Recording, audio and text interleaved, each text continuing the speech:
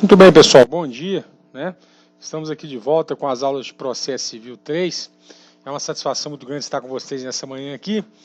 E depois de tecer vários comentários dessa primeira fase do processo de conhecimento, que é a fase postulatória, posteriormente tecer comentários a respeito da fase saneadora, chegamos hoje aqui na terceira fase do processo de conhecimento, uma fase sem dúvida nenhuma muito importante, que é a chamada fase probatória. Lembre-se bem, o processo de conhecimento, que é esse que nós estamos estudando esse semestre, ele vai passar por 4 fases obrigatórias e uma facultativa. Lembra os senhores, fase postulatória, fase saneadora, fase probatória, fase decisória e a fase recursal, que é a fase facultativa, certo? Bom, o processo de conhecimento é aquele processo pelo qual nós vamos verificar quem pertence ao direito, né? Esse processo de conhecimento é aquele em que o juiz vai analisar os fatos, analisar os fundamentos jurídicos da demanda e proferir a decisão no caso concreto. Mas há uma máxima muito antiga do direito que fala exatamente o seguinte: direito alegado e não provado é a mesma coisa que direito inexistente, né?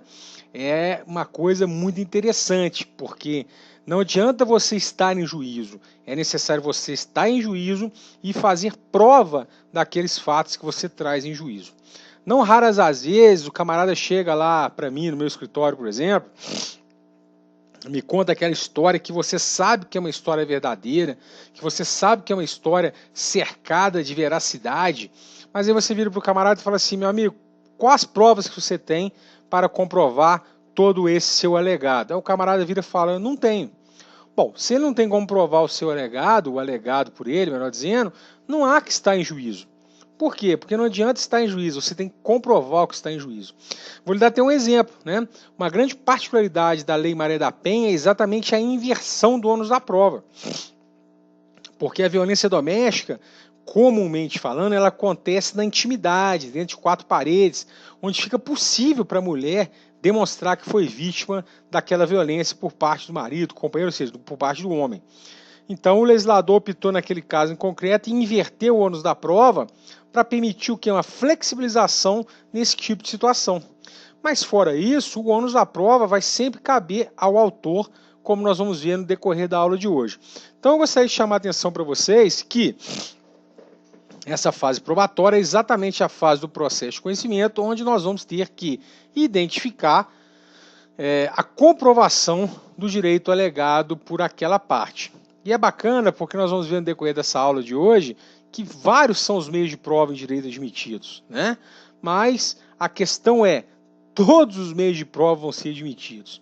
A particularidade é desde que os meios de prova sejam lícitos e sejam legítimos. Mas fato é que é o seguinte: se o processo chegou nesse ponto, se nós chegamos a esse ponto do nosso processo, lembre-se, já passamos a fase saneadora, não é o caso de revelia, não é o caso de julgamento antecipado de mérito, não é o caso de julgamento antecipado parcial de mérito, ou seja, houve organização e saneamento do processo, significa que os elementos que estão constando do processo não são suficientes para formar a convicção do juiz. Lembrando, mais uma vez, que de acordo com a regra inerente ao Código de Processo Civil, né, o juiz sempre vai ser o destinatário da prova e ele vai ser o camarada livre para proferir a decisão dele, lembrando, obviamente, que há de ser uma decisão devidamente fundamentada, né, porque um preceito de direito processual civil, aliás, de direito como um todo, é que as decisões judiciais devem ser sempre fundamentadas. Mas repetindo, né, se o processo chegou nesse momento, significa que o juiz ainda não conseguiu formar a convicção dele, seja com o acolhimento, seja com a rejeição do processo. Nesse contexto, então, urge as partes, ou seja, torna-se necessário as partes produzirem as provas quanto às suas alegações. Ou seja, deverá o autor comprovar o fato constitutivo do seu direito ou o réu comprovar o fato modificativo, impeditivo ou extintivo do direito do autor. É uma regra inserida no artigo 373 do Código de Processo Civil, que traz para a gente o princípio do ônus da prova. Observação importante é que o artigo 319 do Código de Processo Civil, ao disciplinar a petição inicial, fala que cabe ao autor, na inicial, apresentar as provas que ele pretende produzir, ou melhor dizendo, requerer as provas que ele pretende produzir. Mas, a rigor, esse requerimento prévio que ele faz na petição inicial é um requerimento genérico, sem indicação precisa dos quais os meios que ele vai provar. Por quê? Porque nós vimos na aula passada, retrasada, que quando da organização e saneamento do processo, quando a causa já estiver estabilizada, cabe ao juiz permitir às partes o quê? Uma especificação de provas.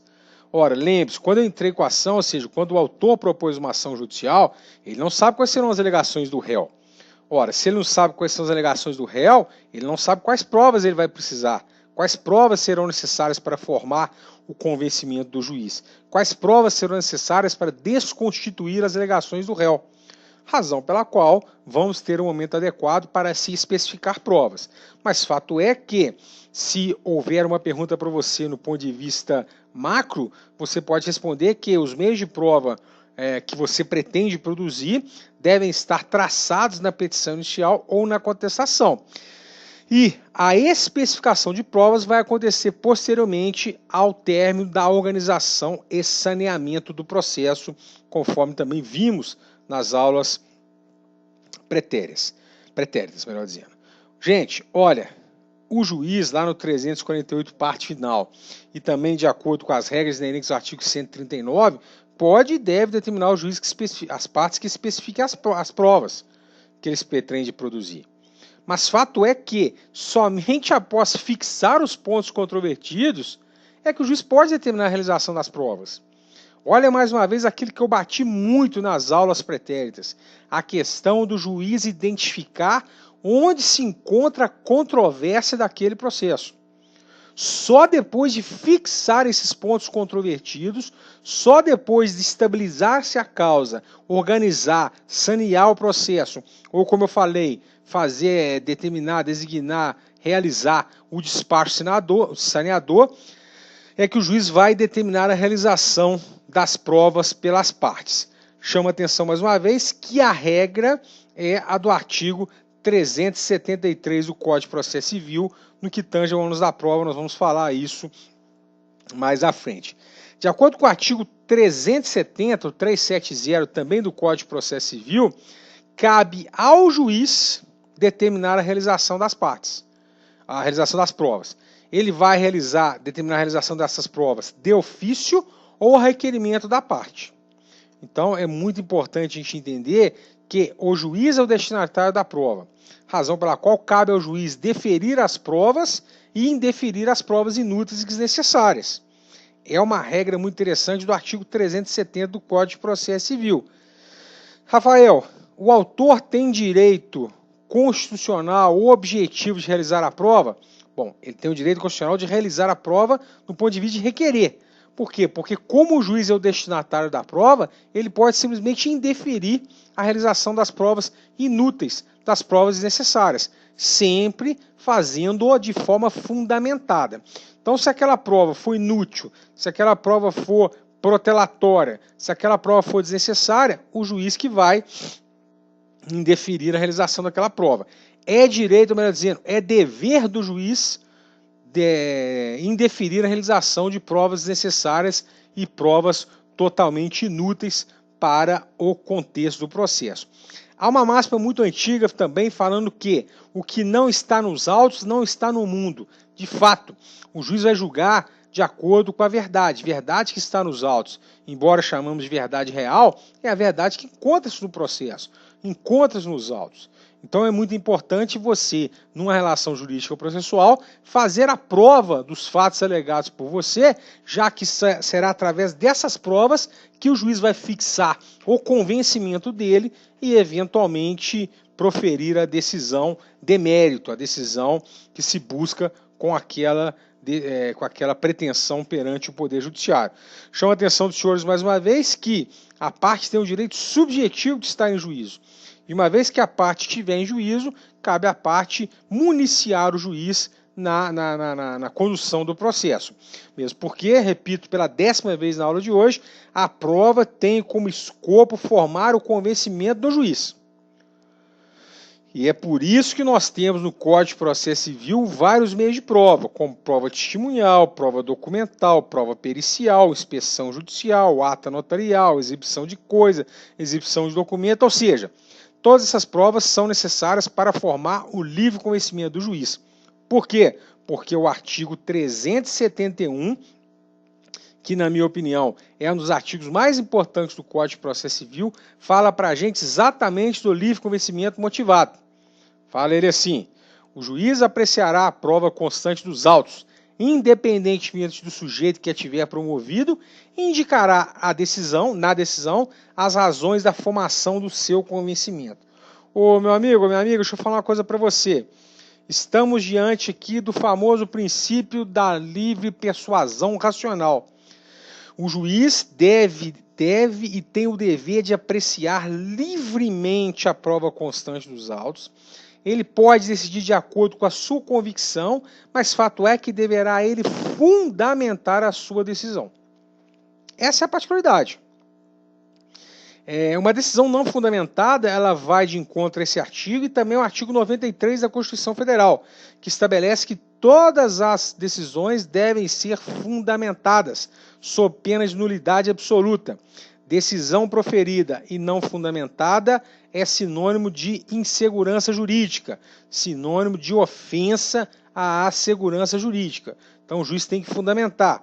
Por exemplo, se o juiz dá uma decisão agora e entender que essa camisa que eu estou aqui, ela é verde, ele pode o fazer, desde que ele justifique de onde que ele tirou que essa camisa que eu estou aqui é verde, correto? Ou seja, esse é o preceito do livre convencimento motivado aí no artigo 371 do Código de Processo Civil e o artigo 93 da Constituição Federal.